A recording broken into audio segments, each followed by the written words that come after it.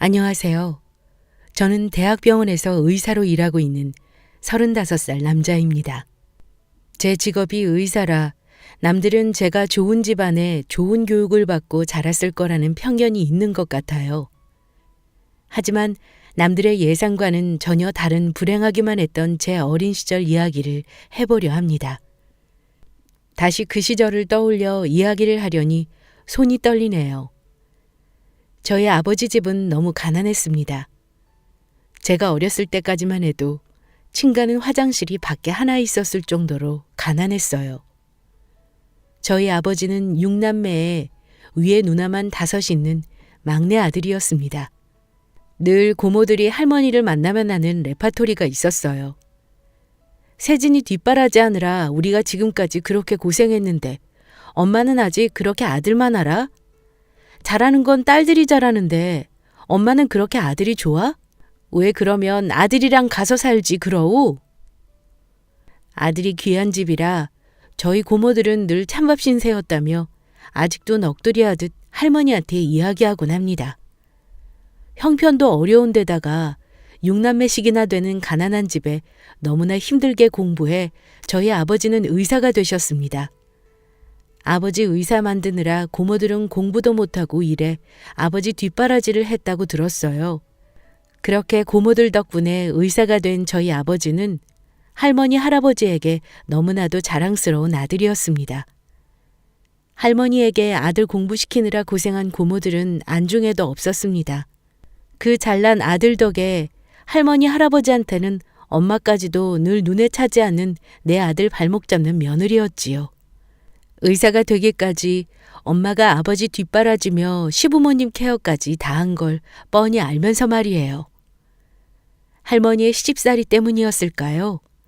제 엄마는 제가 돌이 지났을 무렵 저를 버리고 집을 나갔습니다.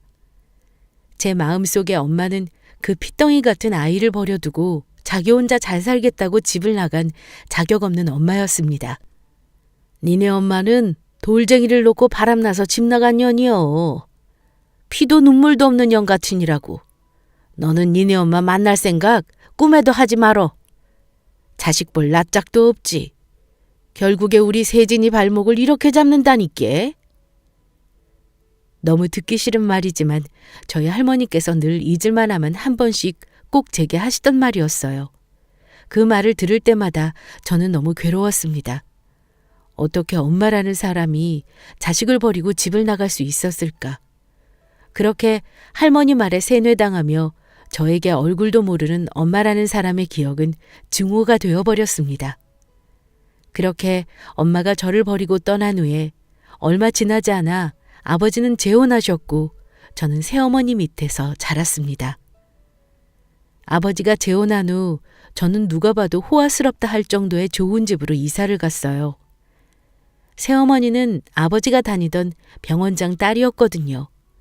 아버지와 새어머니는 결혼하고 얼마 지나지 않아 딸을 하나 낳았는데 저는 늘 그 딸과 비교당하며 힘든 어린 시절을 보냈습니다. 정말 기억하고 싶지도 않은 어린 시절이었어요. 아버지가 출근하시면 새어머니는 저를 보는 눈빛부터 달라졌습니다. 동생이 넘어져서 울 때면 네가 얘 때렸니? 얘가 왜 울어? 네가 때린 거 아니야? 아린이 옆에 있지 말라고 했잖아. 하며 바로 아버지께 전화를 걸었어요. 도아 얘가 좀 이상해. 자꾸 아린이가 가지고 있는 걸 뺏고 때리고. 나 정말 이러다가 미칠 것 같다니까. 언제까지 내가 당신 애를 키워야 하는데? 하며 제가 듣길 바라는 듯 더 큰 소리로 이야기하곤 했어요. 당장이라도 전화를 바꿔 아빠, 내가 그런 게 아니야. 아린이가 혼자 넘어진 거라고 하고 싶었지만 그럴 수 없었어요. 이미 저에게는 새엄마라는 사람은 두려움의 존재였으니까요. 밥 먹을 때 흘리고 먹는다며 밥을 치워버리고는 아빠가 돌아올 때까지 더는 밥을 주지 않을 때도 있었습니다. 너무 배가 고파 뭘 잘못했는지도 모르고 잘못했다고 빌었어요. 잘못했어요. 잘못했어요. 그 어린 나이에 손이 발이 되도록 빌었습니다. 그렇게 잘못했다고 하면 우는 소리가 듣기 싫다며 제 입을 막거나 옆에 있는 물건들을 저한테 집어던지기도 하고 꼭 보이지 않는 곳을 꼬집어 상처를 냈어요. 그러고는 꼭 저를 혼자 두고 동생만 데리고 나갔습니다. 병원 일로 바쁘신 아버지는 늘 퇴근이 늦었고 저는 집에 혼자 있는 시간이 많았습니다. 처음에는 혼자 있는 그 시간이 너무 무서웠어요. 하지만 점점 차라리 이 큰 집에 혼자 있는 게 더 편하다는 생각이 들었습니다. 새어머니랑 마주치면 항상 긴장해야 했고 죄인이 되어 있었으니까요. 아버지의 퇴근이 늦다 보니 마주칠 일도 많이 없었어요. 제가 잠이 들고 난 후에야 아버지는 퇴근하셨고 제가 일어나기 전에 아버지는 이미 출근하셨습니다. 그러던 어느 날 정말 오랜만에 아버지를 만나 힘든 이야기를 했어요. 아빠, 나는 아린이가 예뻐서 놀아주려고 하는 건데 엄마는 내가 아린이랑 노는 게 싫은 것 같아. 나는 아린이가 정말 좋아. 내 동생이잖아. 그리고 나 아린이 때리지 않았어. 하고 제 마음을 이야기하면 아버지는 귀찮다는 식이었어요. 네가 뭘 잘못했으니까 그랬겠지. 네가 말 잘 들으면 왜 그랬겠어? 너 숙제는 다 했어? 공부 열심히 해야 돼. 라는 무책임한 대답뿐이었습니다. 늘 아버지는 저를 보면 공부 잘하고 있니? 숙제는 했니? 그런 말들 뿐이었어요. 저는 더 이상 아버지한테 아무 말도 하지 않았습니다. 이를 악물고 공부했습니다. 제가 이 집에서 살아남는 유일한 방법은 공부밖에는 없었으니까요. 제가 공부를 잘해야 아버지의 체면을 챙겨드리는 일 같았어요. 저는 아버지의 아들이 아니라 공부를 못해서 부끄러우면 안 되는 장식품인 것 같았습니다. 그런데 새어머니는 동생보다 제가 공부를 잘하는 것도 못마땅해 했어요. 저는 학교에 다니는 동안 그 흔한 학원을 한번 못 다녀봤습니다. 그런데 항상 동생은 최고 능력 있는 선생님들로 과목마다 과외를 했는데 늘 저보다 뒤처지니 제가 안 이꼬아 보였겠지요. 새어머니는 늘 저보다 뒤에 있어서 상처받고 자존감이 떨어질 동생을 걱정했습니다. 꼭 본데 없는 게 지네 아빠 닮아서 머리만 좋아가지고 나가서 좀 놀기도 하고 그래야지 애가 사회성이 없어. 제가 공부를 동생보다 잘한다고 동생이 상처받는 걸 걱정하면서 저에게 하는 그 모진 말들로 제가 받을 상처 따윈 안중에도 없었습니다. 그래도 저는 동생을 미워하고 싶지 않았어요. 어린 시절 귀여운 동생과 놀았던 기억들이 그나마 행복했던 기억이었거든요. 하지만 동생도 커가면서 새어머니와 똑같이 저를 무시했습니다. 저는 성적이 잘 나오는 것도 눈치가 보였어요. 그래서 동생한테 미안해. 오빠가 숙제하는 거 도와줄까? 뭐 어려운 거 있어? 오빠가 알려줄게. 하고 생각해서 물으면 누가 오빠야? 공부 좀 잘한다고 네가 뭐라도 되는 줄 아냐? 공부 잘해서 아빠한테 인정받고 싶어? 네가 아무리 그래봐야 너한테 돌아가는 거 아무것도 없어. 그 엄마의 그 딸이었어요. 그런 엄마한테 뭘 보고 배웠겠습니까? 그럴수록 저는 더욱더 이를 악물고 공부했습니다. 1등을 놓친 적이 없었어요. 죽어라 공부해서 1등을 하고도 자랑할 사람이 없었습니다. 아버지는 제가 1등을 해도 칭찬해 주지 않으셨어요. 그냥 당연히 해야 하는 1등이었습니다. 저는 그렇게 그 누구도 자랑스러워하지 않는 명문대 의과대에 들어갔고 힘든 인턴 생활을 마치고 의사가 되었습니다. 의사가 되니 정말 눈코 뜰 새 없이 바빴어요. 환자 진료에 수술에 심지어 의료 관련 방송에도 출연해야 했습니다. 제가 방송에 나오고 저를 찾는 환자가 더 많아져 정말 바쁜 하루하루를 보냈어요. 제가 누군가의 아픈 부분을 치료해 줄 수 있어서 큰 보람을 느꼈습니다. 지난 제 아픈 과거들을 일을 하면서 잊곤 했어요. 그러던 어느 날 여느 때와 같이 한 환자를 마주했는데 느낌이 이상했어요. 들어오시면서부터 손을 떨고 눈물을 글썽이는 환자였습니다. 어디가 많이 아프신가 보다 생각하고 어디가 불편하셔서 오셨어요? 하고 물어도 대답을 못하고 한참을 저를 바라보며 우시더라고요. 통증이 심하셨나 봐요? 시간이 많이 흘러서 안 되겠다 싶었습니다. 환자분 많이 아프세요? 뒤에 환자가 기다리고 계세요. 혹시 지금 말씀하시기 어려우시면 다음 환자분 먼저 받으려도 될까요? 했더니 알겠다고 하시더라고요.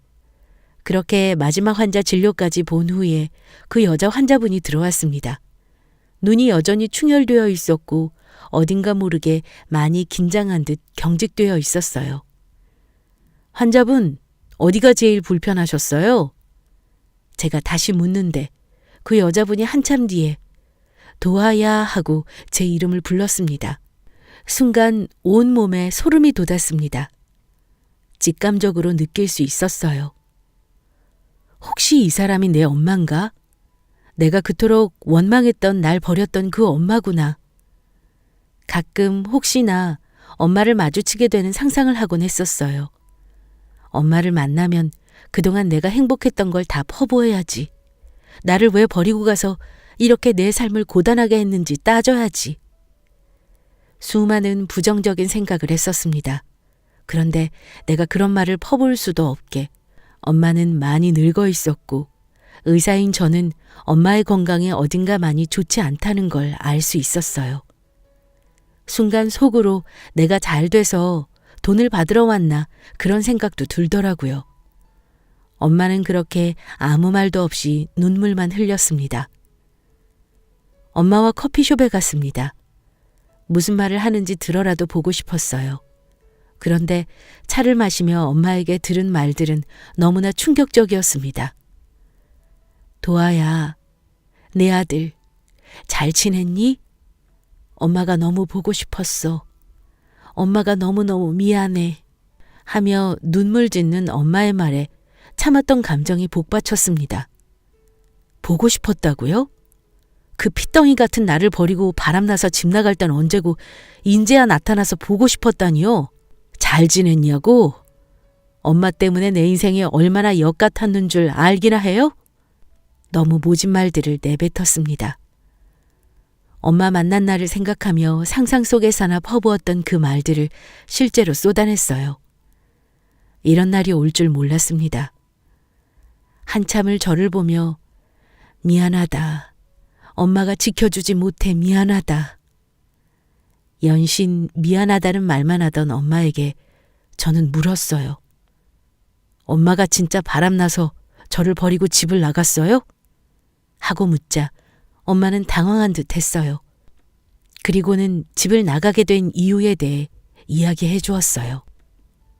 네가 너무 상처받게 될까 봐 엄마가 끝까지 말하지 않으려고 했는데 그동안 너가 너무 힘들었나 보구나. 얼마나 엄마를 원망했니? 도아야, 너무 상처받지 말고 들어? 아빠가 지금 같이 사는 여자랑 너가 엄마 뱃속에 있었을 때부터 바람을 피웠어. 엄마는 그래도 너를 지키고 싶어서 아빠를 기다렸는데 아빠는 그때 그 여자한테 빠져서 눈에 보이는 게 없었어.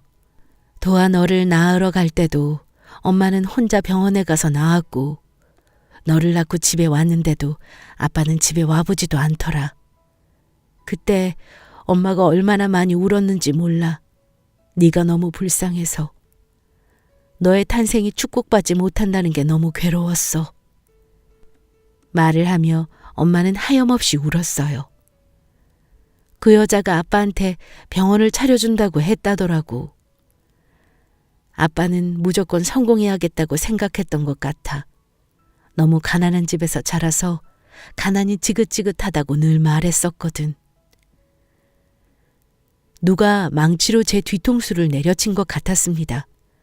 온몸이 경직돼서 움직일 수도 없고 갑자기 멍해졌어요.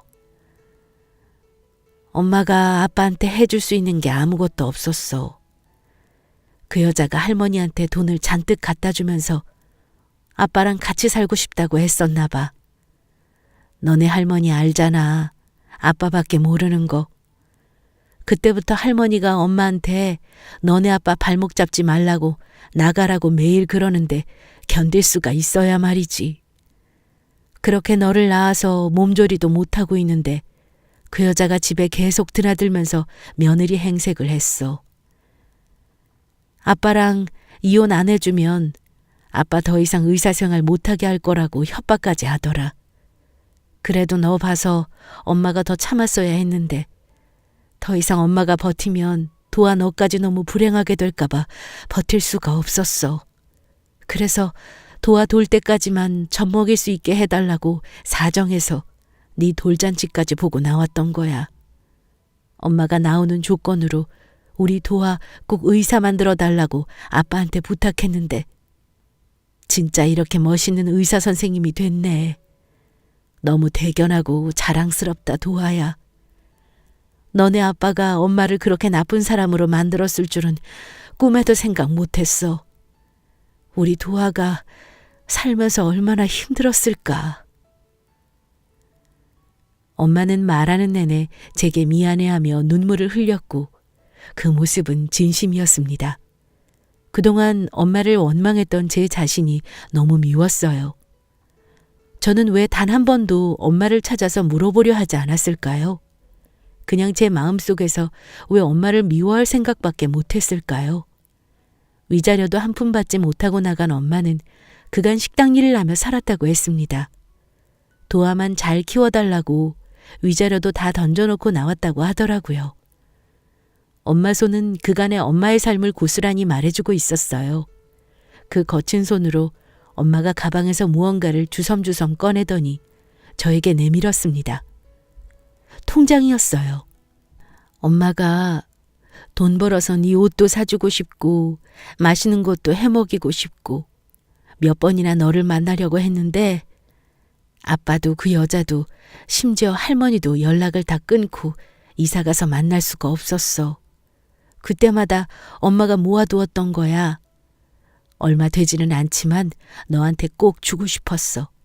이걸로 엄마 죄책감 씻으려는 거 아니니까 받아줘. 통장에는 생각보다 많은 돈이 들어있었어요.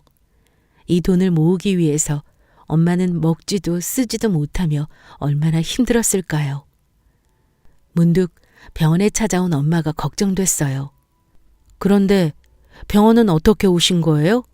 어디 아프신 거예요?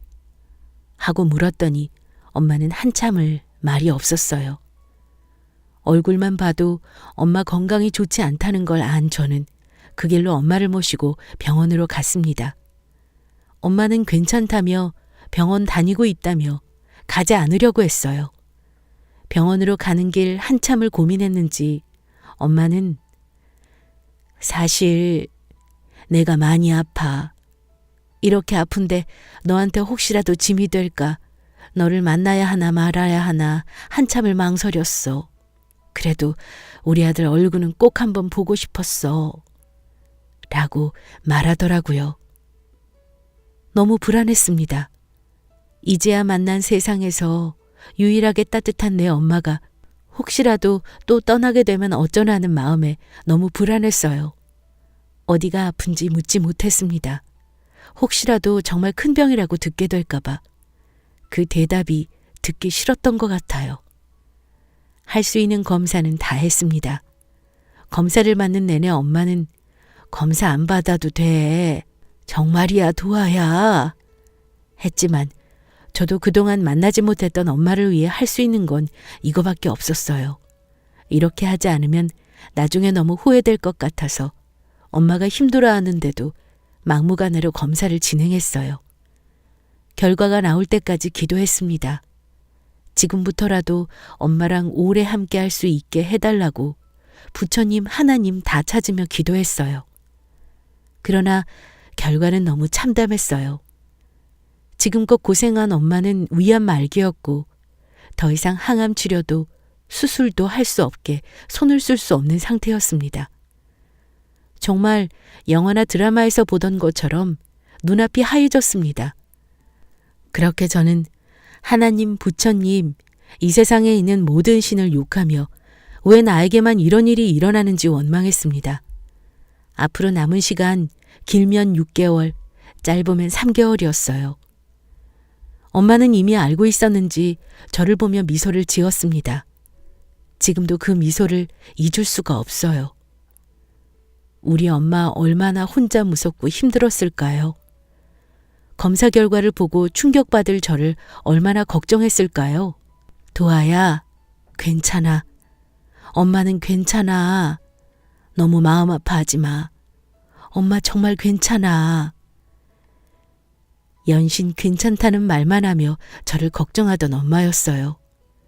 그날부터 저는 매일 엄마와 함께 했어요. 몸이 힘들 텐데도 엄마는 늘 제 저녁을 차려주려고 노력했어요. 갓 지은 밥, 보글보글 된장찌개, 계란말이. 특별할 거 없지만 세상에서 제일 맛있는 밥상이었습니다.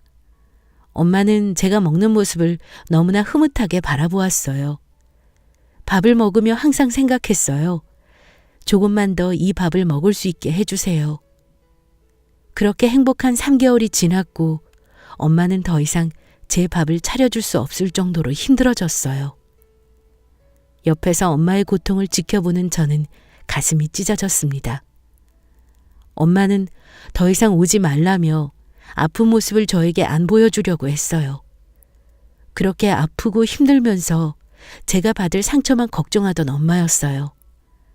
엄마는 그렇게 아픈데 저는 이기적이게도 그래, 나도 내가 받을 상처를 걱정해주는 엄마가 있었구나 하며 그동안 힘들었던 제 지난 시절을 다 위로받은 것 같았습니다. 그렇게 행복했던 4개월을 뒤로하고 무덥던 7월, 엄마는 또 저를 혼자 남겨두고 돌아올 수 없는 여행을 떠났습니다. 제 35년 인생 중 가장 행복했던 순간이었고 또 가장 슬펐던 여름이었습니다. 엄마를 떠나보낸 뒤 아버지와 새엄마에 대한 배신감으로 잠을 이룰 수가 없었습니다. 도저히 참을 수가 없어 아버지를 찾아가 지금껏 왜 나를 속였냐고 따져 묻고 싶었어요. 그렇게 밤새 아버지에게 할 말을 머릿속으로 연습하고 또 연습하며 아버지를 찾아갔습니다. 아버지를 찾아간 저는 또 한 번 충격적인 아버지의 모습을 보았습니다. 자동차에서 여자와 다정하게 스킨십을 하는 아버지의 모습. 그런데 그건 새엄마가 아니었습니다. 무조건 사진을 찍어야겠다는 생각밖에 안 들었어요. 떨리는 손을 잡고 사진을 찍은 뒤 아버지 뒤를 따라갔습니다. 따라가는 내내 설마 아니겠지, 아니었으면 좋겠다고 생각했어요. 한적한 외곽 카페에서 누가 봐도 연인으로 보이는 행동들을 우리 아버지가 다른 여자와 하고 있었어요. 저는 또 한 번 놓치지 않고 사진을 찍었습니다. 아버지와 새엄마에게 복수해야겠다는 생각밖에 안 들더라고요. 새엄마라고 하고 싶지도 않네요. 우리 엄마 눈에서 피눈물 나게 한 그 여자.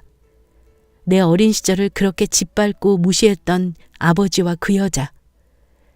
당장이라도 그 사진을 그 여자에게 보내 우리 엄마를 대신한 그 가정을 파탄내고 싶었지만 조금 더 이성적으로 생각하기로 했습니다.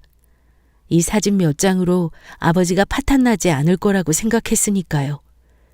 그래도 아버지니까 마지막으로라도 꼭 한번 대화해보고 싶었습니다. 도대체 어떤 생각을 갖고 계신 분인지 너무 궁금했어요. 일말의 양심은 있는 사람인지, 엄마에게 미안한 감정은 있는 건지 말이에요. 그리고 제발 엄마에게 조금이라도 미안한 감정이 있길 바랬습니다. 마주 앉아 있는 자체도 싫었지만 그래도 아버지를 만났습니다. 그리고 저는 천천히 물었습니다. 얼마 전에 엄마를 만났어요. 제 얘기를 듣자마자 아버지는 노발대발 하셨습니다. 바람나서 집 나간 여자를 네가 왜 만났냐? 너한테 와서 돈이나 달라고 하대? 도대체 아버지의 바닥을 얼마나 더 봐야 할까요? 당장이라도 아버지 멱살을 잡고 싶었지만 참고 얘기했어요. 엄마 위암으로 얼마 전에 돌아가셨어요. 라고 말했더니 아버지는 한참을 말없이 허공만 쳐다봤습니다. 그래도 엄마한테 조금이라도 미안한 감정이 남아있던 걸까요? 제발 그러길 바랬습니다. 그런데 제가 너무 많은 걸 바랬나 봅니다. 그렇게 자식 버리고 나가서 죄 받았나 보지. 잊어라. 저도 더 이상의 이성을 잡고 있을 이유가 없었습니다. 아버지를 부모 대접해야 할 이유도 전혀 없었습니다. 저 다 알고 왔어요. 엄마한테 조금도 미안한 생각이 안 드세요? 끝까지 양심이라는 게 없는 분이세요? 화가 나 얼마 전 찍은 아버지의 외도 사진을 보여드렸습니다. 그제야 동공이 흔들리더라고요. 이 새끼가 어디 감히 아버지한테 이 버르장머리 없는 새끼야. 그래서 지금 어쩌라는 거야? 지금까지 잘 키워서 의사 만들어놨더니 네가 아버지 뒤통수라도 치겠다는 거야? 너 버리고 집 나가서 평생을 한 번 안 찾아온 여자를 만나고 오더니 어디 아버지한테 이딴 식으로 행동하는 거야? 하며 제 핸드폰을 집어던지려고 하더라고요. 이런 사람이 내 아버지라니 너무 부끄러웠습니다. 아버지의 손목을 잡고 말했습니다. 아버지가 언제 저를 잘 키우셨어요? 임신한 아내 두고 부잣집 여자가 병원 차려준다니까 눈 뒤집혀서 가정 버린 사람이 누군데? 우리 엄마가 누구 때문에 그렇게 불쌍하게 떠났는데? 당신만 아니었으면 우리 엄마 그렇게 안 죽었어. 책상을 걷어차고 나와버렸습니다. 그래도 아버지라고 마지막 지푸라기라도 잡고 있던 제가 바보였습니다. 평생 고생만 하다가 불쌍하게 간 우리 엄마를 대신해서 제가 복수를 해야겠다고 다짐했습니다. 우리 엄마는 너무나 고통스럽게 죽어갔는데 아버지와 그 여자 그리고 그 딸은 너무나 불공평하게 호화로운 생활을 하고 있었어요. 그런 그 사람들을 보고 있자니 피가 거꾸로 솟는 것 같았습니다. 아버지의 병원은 피부과로 동네에서 굉장히 유명했고 수입도 어마어마했습니다. 하지만 저는 알고 있었습니다. 아버지가 정당하게 돈을 벌고 있지 않다는 것을요. 불법 의료 시술에 의사를 대신해 진료보조가 수술을 하기도 했습니다. 그날부터 저는 아버지 병원의 불법 진료 자료들을 모으기 시작했습니다. 자료를 모으다 보니 제가 생각했던 그 이상으로 아버지는 나쁜 사람이었습니다. 진료 보조가 불법 시술을 하다 부작용이 생긴 사례가 굉장히 많았지만 아무 보상도 이루어지지 않았고 보험료를 이용해 진료 과목을 아예 바꾸어 진료하기도 했습니다. 정말 말도 안 되는 일들을 저지르고 있었어요. 같은 의료인으로서도 참을 수가 없는 일이었습니다.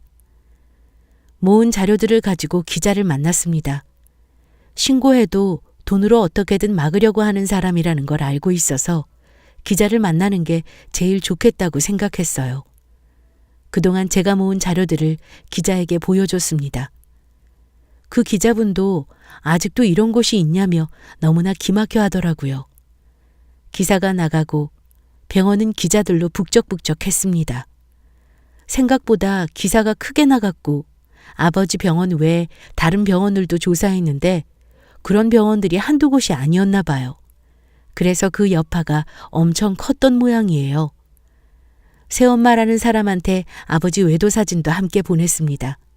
아버지한테 어떻게 그럴 수 있나 생각하실 수도 있겠지만 죄를 지었으면 벌 받는 게 당연하다고 생각했어요.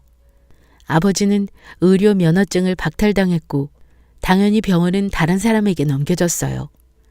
그 여자랑 그 딸은 도망치듯 동네를 이사갔고 아버지는 재판을 받고 있고 이혼도 진행 중이라고 들었어요. 이 일로 제발 아버지라는 사람이 잘못을 인정하고 엄마에게 조금이라도 미안한 감정을 갖길 바랍니다.